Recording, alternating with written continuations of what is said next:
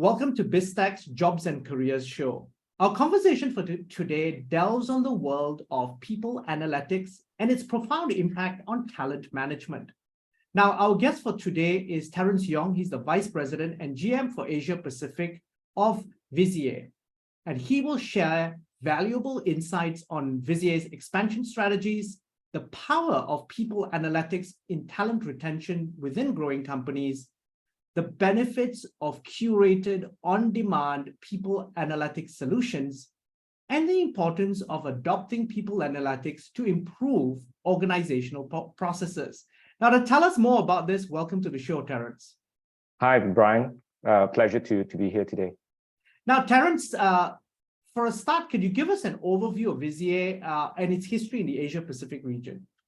Got it. Maybe I'll just go one step back. So Visier, if you look into times of antiquity, the Vizier was the advisor to the pharaoh on all things about their people, and hence we chose the term Vizier. And in modern times, we also take that role of advising CEOs and boards about what are the strategies around how to manage their people, which I think in today's day and time is actually one of the most important things. Visier was founded in 2010 by ex-SAP employees. We've now got 25,000 clients globally, but we only started in Asia Pacific 9 months ago, which was when I joined. And my task was to set up the regional headquarters as well as the R&D center based in Singapore. And we think that in this time, a lot of companies would benefit from people analytics, all the way from retention, talent management, skills, and not to mention the impact of generative AI in business today that would have a profound impact towards the people and the development of the next steps for companies especially. Okay, Terrence, then just given what you've said, I want to take a step back and really do a 101 primer on people analytics and talent retention. Could you just give us an overview of people analytics and why it's really so important? Well, the base is to actually just understand your people. And if I were to take an example, a CFO has got their P&L, balance sheet, and cash flow statements. And people also, a lot of companies talk about people being their greatest asset. So if I take a CFO lens and then say, okay, do we have a people P&L, a people movement, as well as a balance sheet for people? So that's fundamentally looking at what are the resources that an organization has. And if you look at it today, especially with non-manufacturing companies, up to between 60 to 80% of their costs comes from people. So imagine the amount of efficiencies you get, but the amount of effectiveness that a business needs to have, it comes from their people, the skills that the people has towards driving their business strategy. Imagine a CEO who is just committed to their board a 3-year plan moving forward in terms of their business and revenues. And a lot of that capability comes from their people. So the CEO and senior management needs to look at what are the capabilities of people, how many people they have, what are the skills that they have, and how do they optimize them towards getting to the business objective. We talked a little bit about retention. Retention is expensive. I think over the last 2 years, there is a trend of there's that great resignation. And then I think it actually shifted between being an employer's market as well as an employee's market. So in the employee's market where, from a supply and demand perspective, you just got a lot of companies going for that small pool of people. Now with generative AI, it said, okay, actually you don't need people to do some of these jobs anymore because it can be done by AI. I think the report, quite famous, IBM said that they would stop hiring 8,000 people. And I think a Goldman Sachs report saying that up to 30 to 40% of existing roles can be replaced by automation. Now, how does that impact a CEO's business strategy? And that's where we come in to help.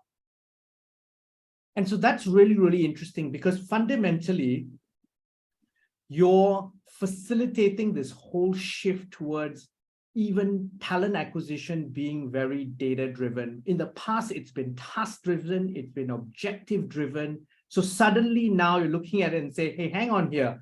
Yes, it's the same tasks are there, the objectives are still there, but guess what? I actually don't need the people that I thought I needed because I've got generative AI.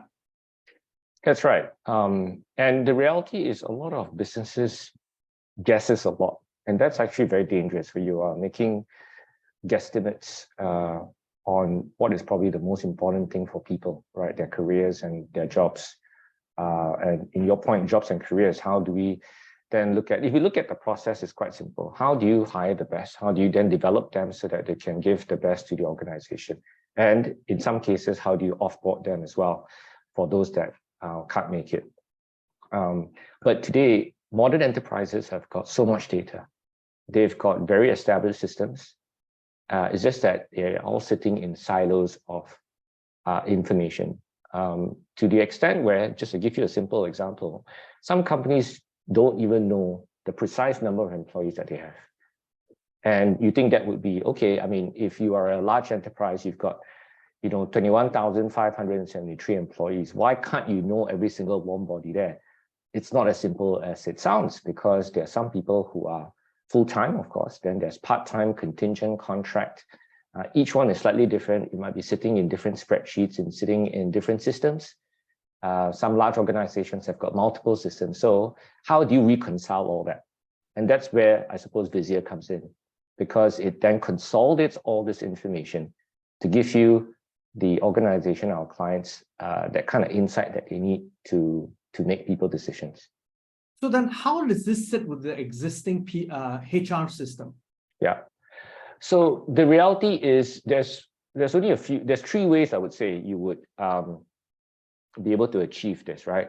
I'm talking about large enterprises. Firstly, you can try to build this on your own. So it's like saying, okay, I've got a company may have 10, 15, 20 systems. So it can be the HR system, finance system, payroll system, and so on and so forth. Employee engagement system, which has been quite popular over the last 2 years. So you've got to actually build it yourself, and becomes an IT project, because you need a dedicated IT team. You'll be cleaning data, defining the data dictionary, selecting tools and all that. So again, sounds very complicated, right? Does a CEO want to kind of do it in-house? Now, some companies do.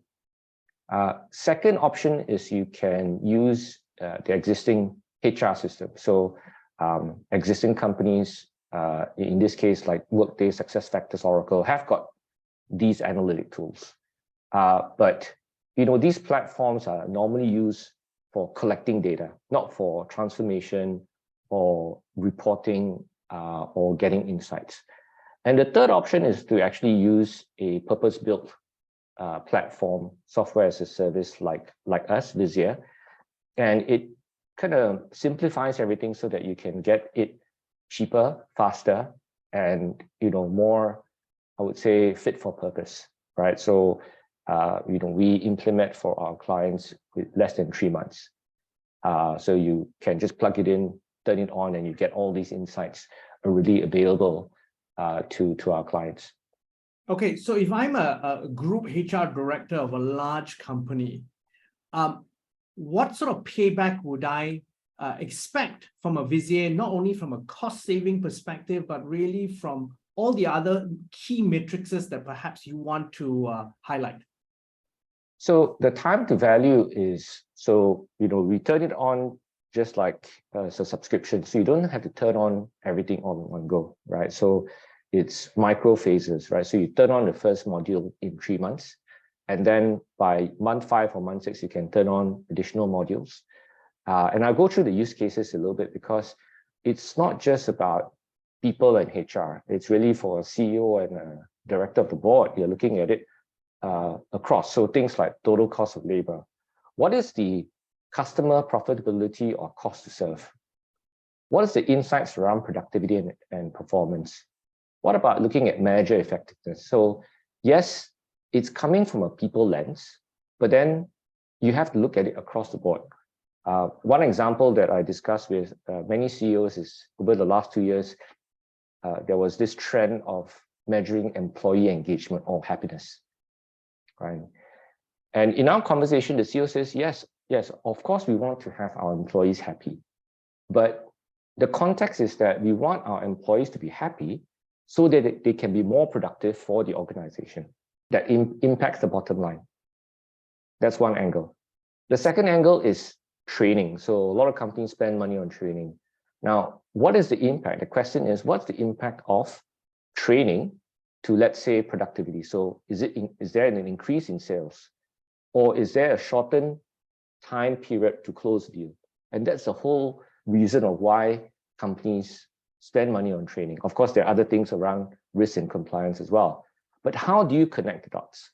So it's not as simple, because then suddenly you're looking at, okay, if you're looking at customer profitability, then you need to look at the people and you need to compare it with, let's say, a finance system or a CRM system, because you want to look at forecasts and so on.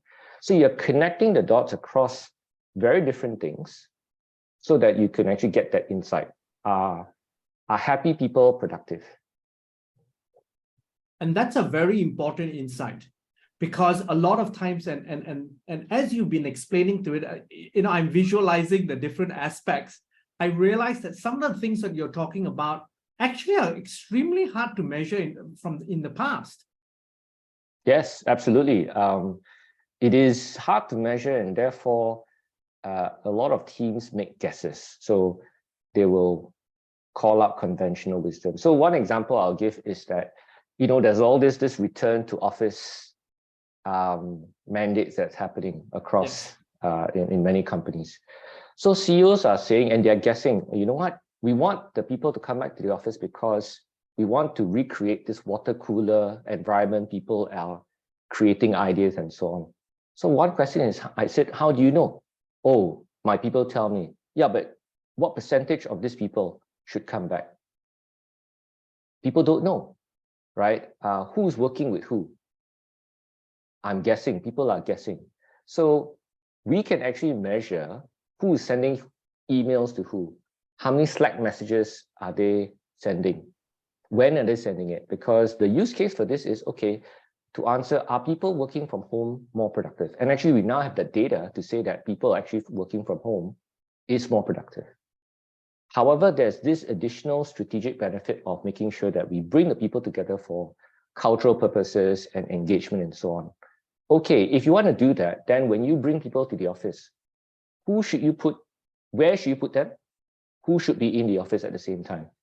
So from our data, we can say that, and we can see that sales and marketing talk to each other very, very often. We can see the email traffic, we can see the number of Zoom calls that they do, and we can see who's talking to who. We don't know the content, we're just looking at metadata. Right. Then wouldn't it make sense when we say, okay, when these groups of people come to the office, let's put them together. Let's intentionally put them together because the email traffic and the Slack traffic between them is very high. And that's that level of collaboration. I'll give you a second example. Yeah, go ahead. And I want to just interrupt you there, because this has a profound impact on workplace design. Absolutely.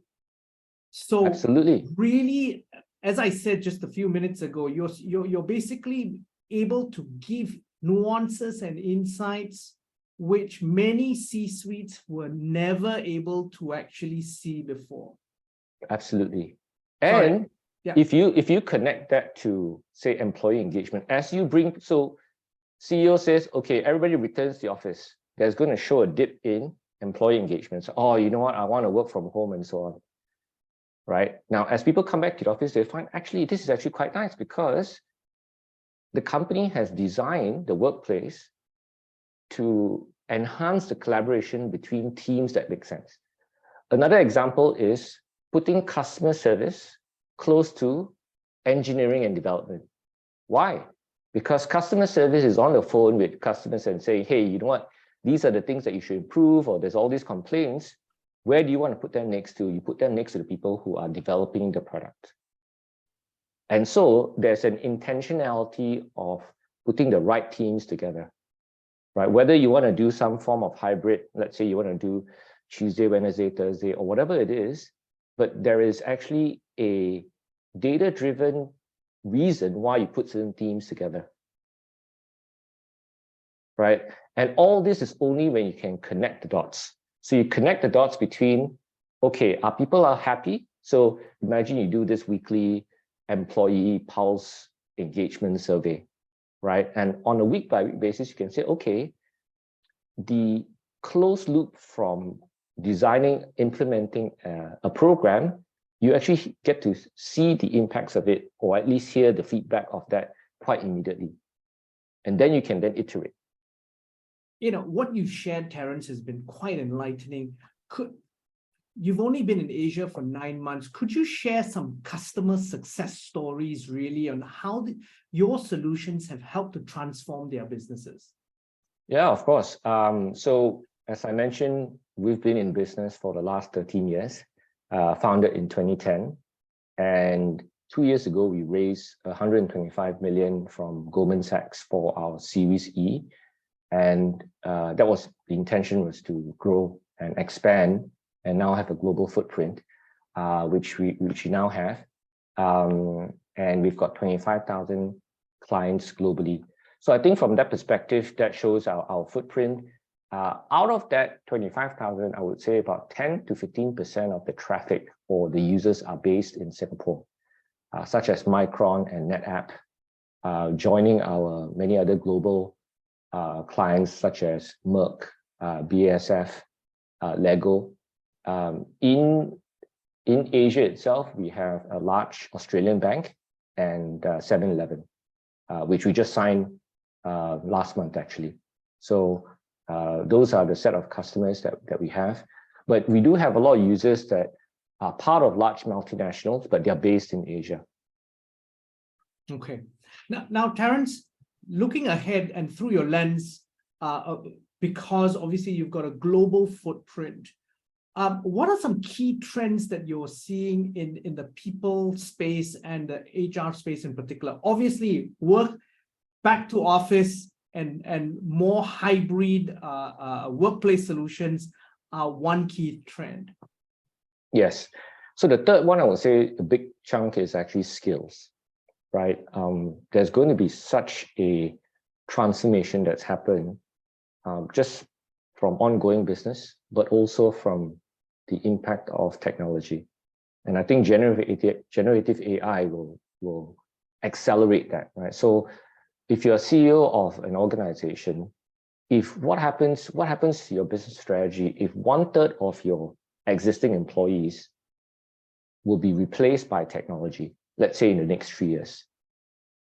So what do the CEOs need to do, right? CEOs need to have a people strategy to say, okay, how do we replace these 30%? What's the impact of this 30%?